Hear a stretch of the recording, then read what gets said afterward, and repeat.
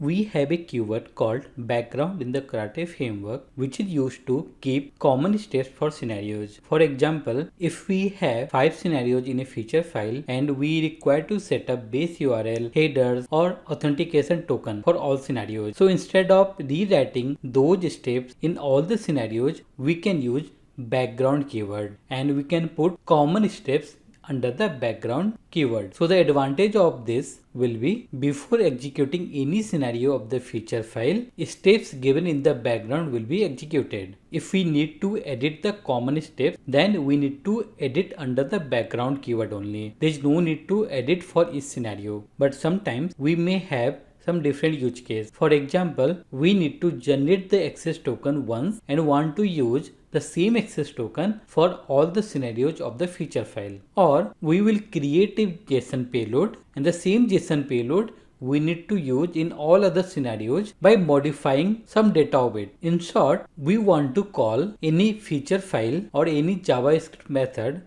only once just to do some data setup or prerequisite for scenarios to run. So Karate framework provides a keyword called call once, which is responsible to call a feature file or JavaScript method only once. Once it is called, the result will be cached and the same result will be returned wherever it is called or required. The same concept we are going to learn in this video.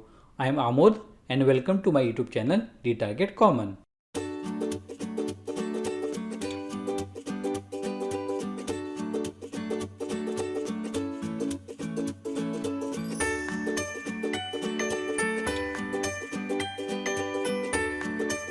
As usual, let's start with basics. Let's understand what is background keyword. We have an API from serve.com which is responsible to generate the access token. So I want to automate this API. First scenario will be positive one where I will pass the correct client ID and client secret, then I should get the token. But if I pass incorrect client ID, then I should get 401 unauthorized. So I am going to write two scenarios in the feature file. So first step will be set the URL, then need to set the body and it is a post call. Then I am expecting status should be 200. Let me duplicate this scenario for the failure case. So for the second scenario, that is the failure case, I have modified the client ID. So I should get 401. Let me run both the scenarios of this feature file together. So in the log for the first scenario, we can see API is called to generate the access token and we get the valid token. But for the second scenario, when it calls the API to generate the access token, it gives me 401 which is expected.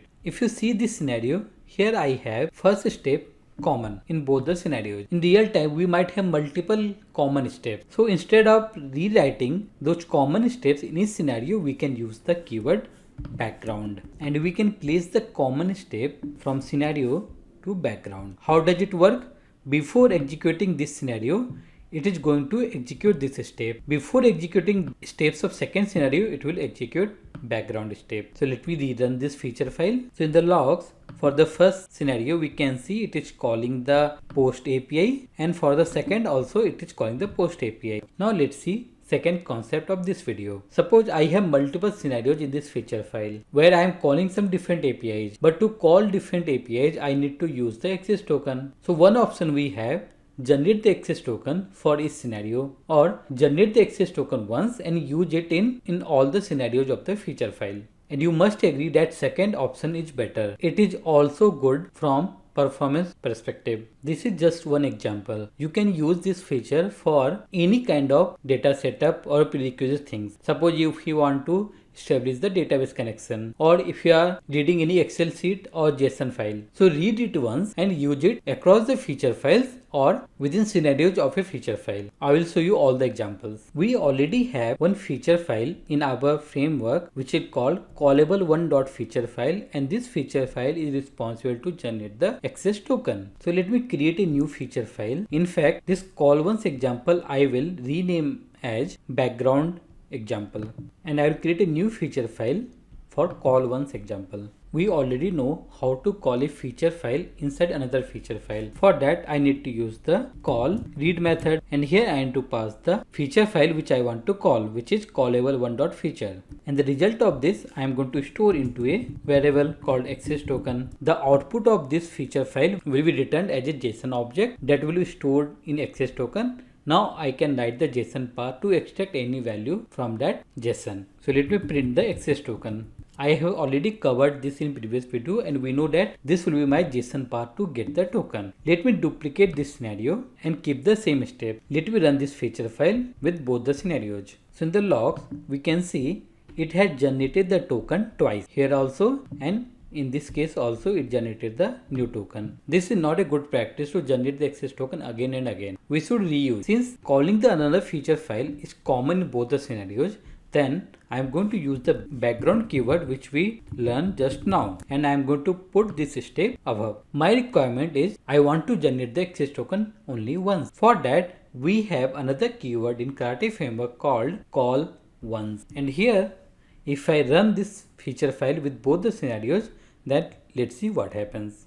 So in the logs, if I go to first scenario, we can see it has generated the token, but for the second scenario it is directly printing the access token. That means for this scenario this step was executed, but for this scenario when it tries to execute this one, it finds that we have used call once. So whatever data was returned for the first scenario, same thing returned.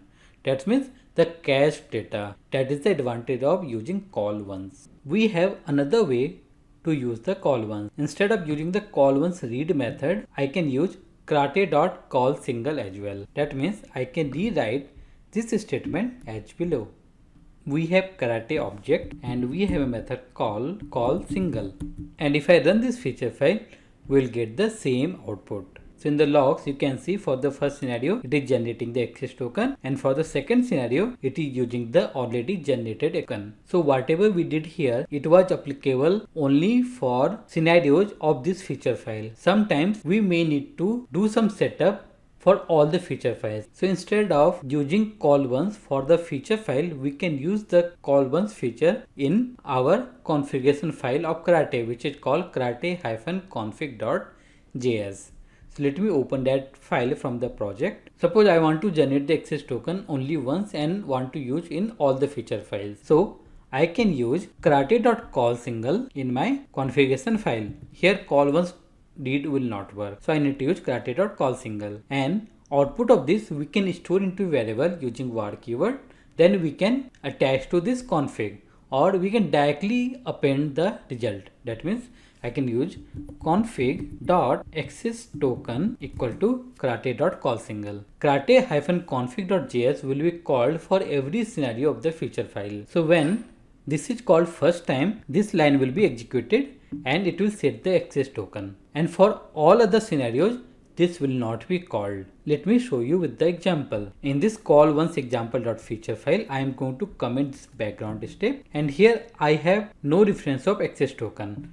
But this variable will be coming from karate-config.js, which can be considered as global variable. Let me run this feature file and see whether it is able to extract the token or not. So in the logs, if you see the first scenario, here it is directly printing the access token. For the second scenario, it is directly printing the access token. Then where it has called the callable1.feature. So if you go to the main result, so first thing you can see, it is trying to find the karate-config.js, and it is going to run your callable1.feature file. You can see lock acquired, and here it is generating the access token by calling the API. After generating the access token, it is saying that lock released. So once karate-config.js execution is over, then it is coming to scenario, and here it gives you the cached response of access token, and we are able to extract the token successfully. So that's all in this video. If you have any doubt, please comment on this video. If you really like my videos, please like, comment, subscribe and share with others. Thank you everyone.